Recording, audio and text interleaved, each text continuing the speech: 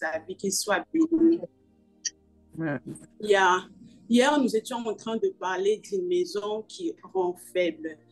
Et nous avons donné les caractéristiques, le trait qui confirme que cette maison nous rend faibles. Alléluia. Et qui nous a rendu faibles. Et nous avons parlé que la maison qui rend faible, c'est une maison qui rend faible de manière différente. Ça peut être spirituel, ça peut être émotionnel, ça peut être par des paroles que nous avons eu à écouter à notre passage à ces lieux-là. Et il y avait beaucoup, on avait parlé les gens qui étaient hier. Et si tu n'étais pas là, tu n'étais pas là hier, je t'encourage d'aller voir nos vidéos sur YouTube. Et ce soir, nous allons encore parler. Et pendant, le Seigneur nous a parlé beaucoup plus sur la spiritualité. Alléluia. La Bible nous dit, Amen. La Bible nous dit, car nous n'avons pas dansé dans Éphésiens 6, 12, car nous n'avons pas à lutter contre la chair, car nous n'avons pas à lutter contre la chair et le sang, mais contre les dominations, contre les autorités, contre le principe de ces mondes et de ténèbres, contre les esprits méchants dans les lieux célestes. Alléluia.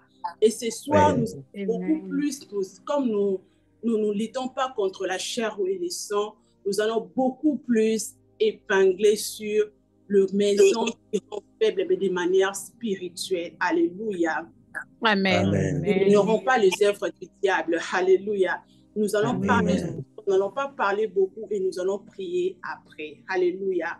La maison qui rend faible de manière spirituelle, c'est une maison qui affaiblit, qui affaiblit ou qui impose à ses habitants un pouvoir spirituel qui est négatif et qui peut détruire à leur destinée. Alléluia. C'est une famille qui impose une spiritualité, mais cette spiritualité est négative. Alléluia. Cette spiritualité est négative, mais il impose à ses habitants, il impose aux personnes qui habitent sa maison, ses lieux, ses pays, cette nation, cette spiritualité de manière négative.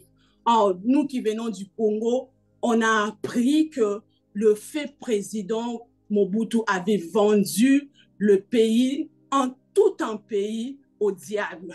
Alléluia. C'est une spiritualité négative. Et on peut voir jusqu'aujourd'hui les effets de donner tout un pays, toute une nation, toute destinée au diable. On peut voir ça aujourd'hui et on continue, on prie que le Seigneur délivre notre nation. Alléluia. La spiritualité de manière négative a vraiment un impact. Malheureusement, beaucoup de familles ont joué à imposer cette spiritualité négative sur la vie de ses habitants. Alléluia. Amen. Alors, quelles sont les faiblesses spirituelles qu'un lieu ou une maison qui peut rendre faible? Alléluia.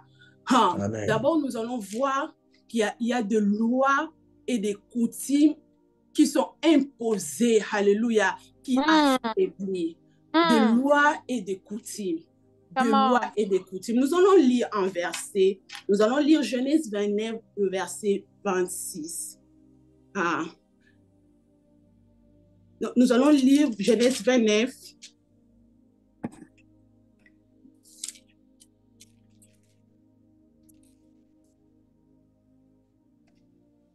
Le Genèse 29, verset 26, la Bible nous dit, Laban dit, ce n'est point la coutume dans ces lieux de donner la cadette avant l'aîné.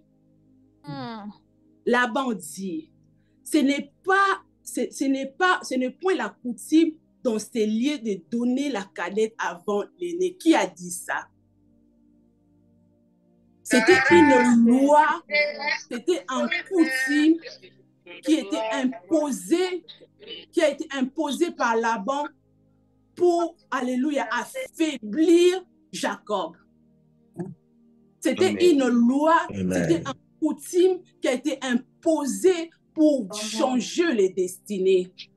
C'était une loi, Ok. une coutume qui a été imposée pour bouleverser l'ordre. Ah. Combien de personnes ont réussi de lois qui ont changé leur vie, des lois, des coutumes qui ont bouleversé à leur destinée. Réfléchissons ensemble. Si vous avez 8 filles et que la cadette a peut-être 20 ans, on peut dire 20 ans, et que l'aînée a 40 ans et qui n'est pas encore mariée, on doit attendre l'aînée être mariée, celle déjà qui a déjà 40 ans. Quand est-ce qu'elle se mariera alors qu'elle se présente déjà un fiancé, un prétendant à une cadette qui a 20 ans? C'est quelle loi? Et c'est une manière pour le diable d'utiliser le lieu, d'utiliser la maison, les familles pour imposer des lois de manière négative et à affaiblir les gens qui habitent et à affaiblir les habitants de ces lieux.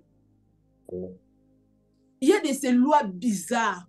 Je ne sais pas, vous, peut-être vous avez grandi dans un lieu, dans une famille où on vous a imposé des lois et qui étaient à votre défaveur, qui vous a affaibli. On vous dit, par exemple, des lois qui viennent tu as déjà peut-être 14 ans, tu dois amener la nourriture. On vous impose cela. C'est une loi qui va détruire à votre destinée. Quelqu'un qui a 14 ans, qui peut se prostituer, qui peut aller voler dehors et qui va le rendre faible. Et il y a beaucoup de personnes qui sont victimes de ces choses, qui les ont rendues victimes. Ces lois, ces coutumes qui les ont affaiblies. Alléluia. Amen. Laban, de toute façon, ne priait pas les dieux d'Israël. Il adorait les idoles. Comment il pouvait donner cette loi à Jacob? Ces lois ne l'intéressaient pas. Ces lois-là, des coutumes-là, que la cadette doit être mariée, l'aîné doit être marié avant la cadette, ça n'intéressait pas Jacob directement, parce que lui, il adorait le vrai Dieu. Et Laban adorait les idoles. Mais il a quand même imposé cette loi qui a affaibli Jacob. Yes. Alléluia. Okay. Il ne pouvait rien faire que d'obéir. Combien de personnes? Et dans ces lois-là, se cachent tellement beaucoup de réalités spirituelles. Dans ces coutumes-là, il se cache beaucoup et beaucoup de réalités spirituelles. Et nous allons encore voir la maison qui affaiblit de manière spirituelle, c'est une maison qui change de destinée spirituelle de ses habitants. Dans Genèse 29, 24, on peut voir, la Bible nous dit, et Laban donna pour servante à Léa sa fille Zilpa. Et Laban donna pour... Quelqu'un peut lire pour nous, Genèse 29, 24.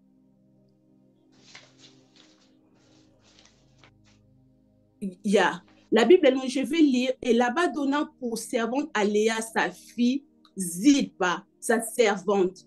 Le lendemain matin, voilà que c'était Léa. Alors Jacob dit à Laban, qu'est-ce que tu m'as fait? Qu'est-ce que tu m'as fait? Une maison qui affaiblit de manière spirituelle, c'est une maison qui affaiblit, qui échange la destinée de ses habitants. La destinée de Rachel était changée à Léa. C'était elle que Jacob avait choisie. C'était Rachel que Jacob avait choisie. Mais tellement que sa maison, le lieu où elle était la rendue faible, l'a affaiblie, on l'a donné son mariage à sa sœur. On a échangé sa destinée. C'était elle qui était la première à être mariée, mais plus tard, elle est devenue la deuxième. On a échangé, on a affaibli. Alléluia. C'était sa place. C'était la place de Rachel. Mais on l'a pris, on l'a échangé et on a donné à sa sœur. Combien de personnes on a échangé leur vie? On a échangé leur destinée. Et on les a affaiblis. des personnes comme ça, à qui c'était sa part, c'était pour toi. Cet homme, c'était pour toi. Ce business, c'était pour toi. On a échangé cela à cause de l'environnement où tu te retrouves. On a entendu beaucoup d'histoires. Des gens à qui tu es dans un lieu, mais on dit ça en lingala, ce n'est pas forcément au Beto Moussinzo, c'est l'influence de ces lieux-là. On a échangé ta destinée. On t'a enlevé ce qui était à toi. Alléluia. Le lieu, la maison qui affaiblit, c'est un lieu, c'est une maison qui échange les destinées, qui prend ce qui t'appartient et qui donne à l'autre. Rachel, ce mariage, c'était pour Rachel. Mais on l'a arraché. Jacob se retrouva le matin. Peut-être Jacob ne savait pas qu'il devenait polygame un jour. Mais il s'est retrouvé polygame. Il s'est retrouvé avec des femmes. Quelque chose à qui tu ne pensais pas à cela. On t'a affaibli. On a pris ça de toi. My God. Une maison qui affaiblit, c'est une maison qui échange les destinées, qui prend ce qui te revient. Tu étais tellement intelligent, tu es devenu bourrique, on a échangé ce qui t'appartient. À cause de l'influence du lieu, à cause de l'influence de là où tu te retrouves, on a volé ce qui t'appartient. Et le troisième point, la maison qui affaiblit de manière spirituelle, c'est une maison, c'est un lieu où le salaire est échangé en 10 fois. On a voulu dire que cette phrase pour illustrer ce que Jacob a subi. Ce pouvoir d'un lieu peut te faire rétrograder. Tu montais déjà. Tu avais déjà un salaire. Normalement, quand tu as un salaire de $100, l'année prochaine, on espère avoir 200, 400, 500. Mais un millier qui affaiblit de manière spirituelle te fait rétrograder. Te fait rétrograder. Tu as été médecin, mais c'est l'influence de ces maisons qui te fait travailler dans un warehouse. Ça te fait rétrograder. Tu sais, Jacob pouvait commencer à se contempler de ces salaires-là. Comment on pouvait t'avoir d'un docteur à un ouvrier simple, d'un héritier où ton père a tout, mais tu rétrogrades. Tu rétrogrades à être serviteur et à perdre les choses, commence à rétrograder et à rétrograder. Et l'influence du milieu peut te faire rétrograder. Alléluia. Amen. Quelqu'un qui brillait. Combien de personnes on a vu? Moi, je connais quelqu'un qui est proche de moi. Je peux dire mon frère du sang. J'étais c'est triste. Tout le monde disait que pendant qu'il grandissait, c'est un génie. Tout le monde, à l'exception de personne. On avait investi sur lui. C'est que nous, on n'a pas pu voir, on l'a donné parce qu'on voyait que sa destinée était meilleure. Avec le bagage, avec l'intelligence qu'il a, il allait être très loin. On l'appelait déjà docteur. Lui-même, il se disait qu'il sera docteur. Aujourd'hui, je ne sais pas. Les gens nous appellent, oh, ça c'est la honte, des histoires comme ça. Mais tu peux voir quelqu'un qui était génie, mais qui est devenu la honte de la famille. Come on. On l'a rétrogradé. Le milieu où il était, la maison où il s'est retrouvé, l'environnement où il s'est retrouvé, l'a amené à bas, l'a rétrogradé. L'héritier qui devient un ouvrier, qui commence à perdre même ce qui lui revient. L'influence du milieu. Et ça, c'est une influence spirituelle. Et la maison encore qui est affaiblie de manière spirituelle, c'est une maison où on te donne le retard. C'est une maison qu'on te donne le retard. le retard. Ah, Jacob pouvait sortir 7 ans après. C'était ça l'accord. Ton oncle a dit, après 7 ans, tu peux prendre ta femme. Mais il est sorti de cette maison 20 ans plus tard. Quel retard! Quel retard! Combien de personnes qui se disaient, je sortirai à 23 ans. Leur destinée, c'était qu'ils se marient à 18 ans, 19 ans. Ils se retrouvent célibataires, sans enfants, dans la maison de parents, 40 ans. L'influence du milieu peut te donner le retard. Le pays où tu es, la famille, la maison, le lieu, l'environnement que tu es, peut te donner le retard. Alléluia. Amen. Amen. Qui pouvait aller très loin. Amen. Quelque chose qui pouvait te prendre une année. Mais l'influence du milieu te fait avoir cette chose après 5 ans, après 6 ans. Quelle perte! Quelle perte! Et ce soir, nous allons prier contre ces choses. C'est l'influence spirituelle de ces choses qui te fait rétrograder, qui te donne le retard, qui fait échanger ta destinée, qui te fait perdre ce qui est pour toi. 20 ans plus tard, il était déjà fatigué, alors que ça pouvait lui prendre seulement 7 ans.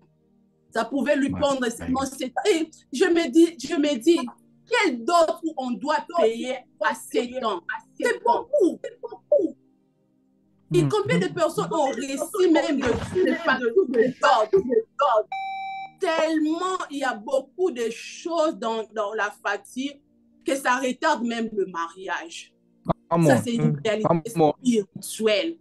L'homme voit tellement, la liste est tellement longue, il s'est dit que je vais marier cette fille après 5 ans, alors qu'il voulait te marier après 6 mois. La liste est tellement longue, ça fatigue et ça donne le retard. C'est une influence qui affaiblit.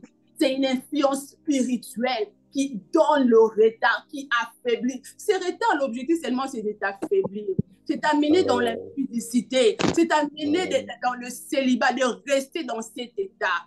Pourquoi? 7 ans. Et si Jacob pouvait dire non, 7 ans c'est trop, je pars. Rachel n'allait pas se marier. Ok. L'objectif pour Laban, ce n'était pas de donner à Jacob ses filles. Il voulait seulement l'exploiter et lui donner du retard. Ah, combien de personnes se retrouvent dans le retard à cause d'influence spirituelle, à cause des lieux qui se retrouvent. Tu ne sais pas faire quelque chose. Quelque chose qui te pouvait prendre un peu de temps, mais ça te prend beaucoup de temps. Le retard. Et ce soir, nous allons prier contre ces choses. C'est une maison, encore une maison qui a affaibli de manière spirituelle. C'est une maison qui a reçu à inculquer sur la vie de ses habitants le valeur spirituelle négative. Une maison qui a inculqué dans la vie de ses habitants le valeur spirituelle négative. Tu as grandi dans un lieu où aller consulter une maman féticheur, une maman qui parle, ce n'est pas un problème. Ils t'ont inculqué de valeurs spirituelles négatives. Nous allons lire ces versets.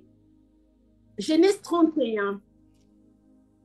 Genèse 31, le verset 34.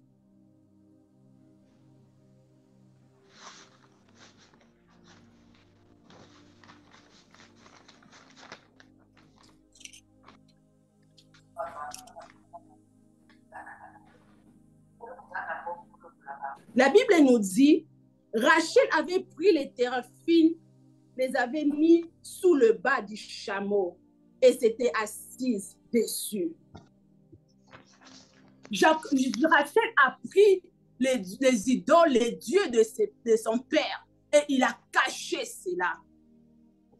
Pourquoi? Je me demandais pourquoi Rachel a pris le dieu de son père. Parce qu'il a vu son père faire ces pratiques toute sa vie.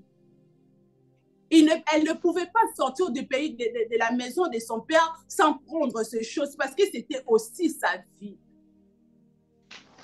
Et il y a des personnes qui ont grandi comme ça. Il y a des personnes qui ont grandi dans une atmosphère où il n'y a pas la prière, où on consulter les idoles, ce n'est pas un problème. Faire les choses, insulter le pasteur, faire les choses à l'encontre de valeurs chrétiennes, même de valeurs morales, ce n'est pas un problème. Je connais une histoire dans mon église où on avait volé toutes les histoires de l'église.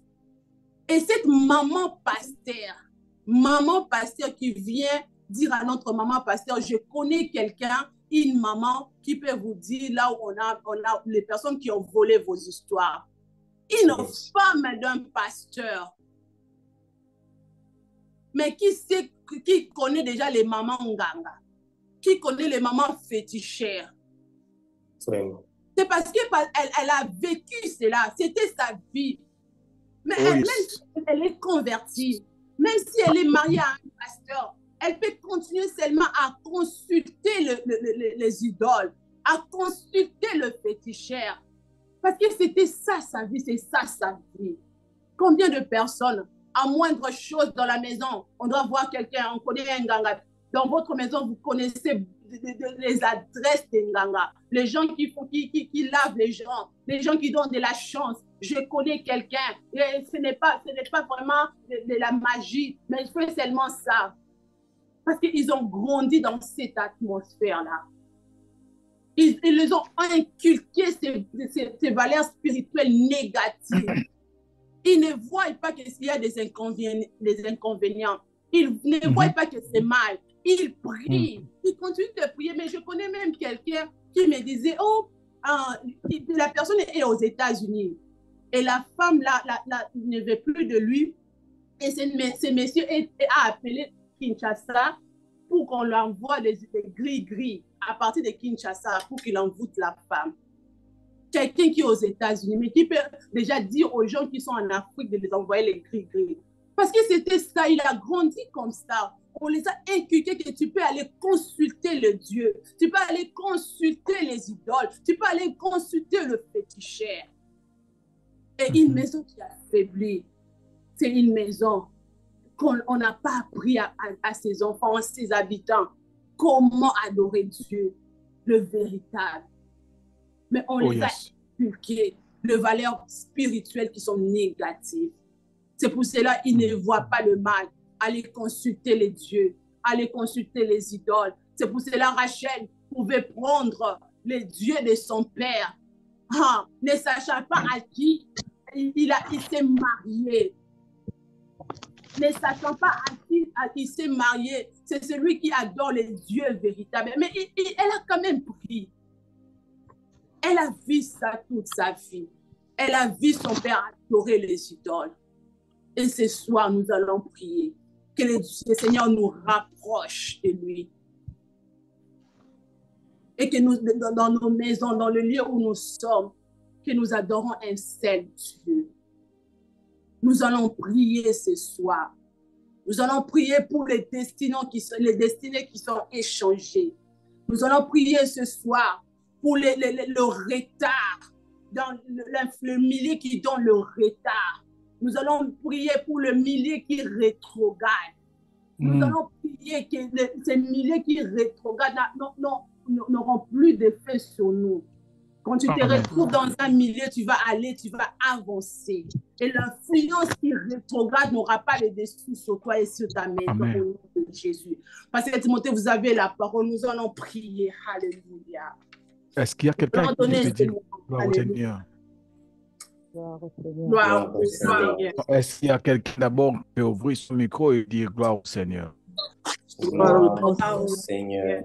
Bien-aimé, avant de donner la parole à Papa Cédric, laisse-moi vous dire une chose.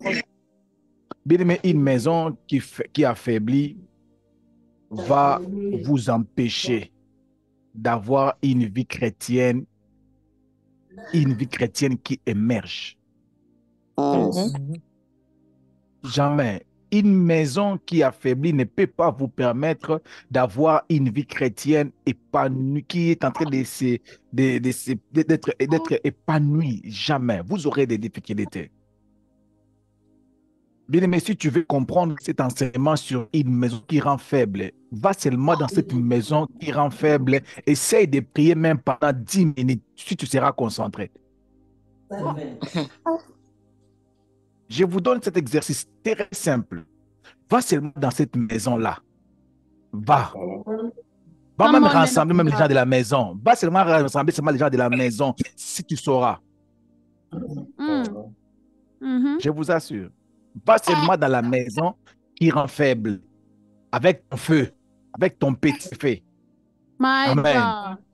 Va dormir là-bas. Lève-toi pendant la nuit. Prie si tu sauras prier. Papa Cédric, vous avez la parole. Conduisez-nous dans la prière, s'il vous plaît, papa. Merci, Seigneur. Merci pour ta parole. Oui, bien-aimés, nous allons prier. Nous disons vraiment, nous sommes très contents et très bénis par ce message puissant, un message fort que maman Aimée nous a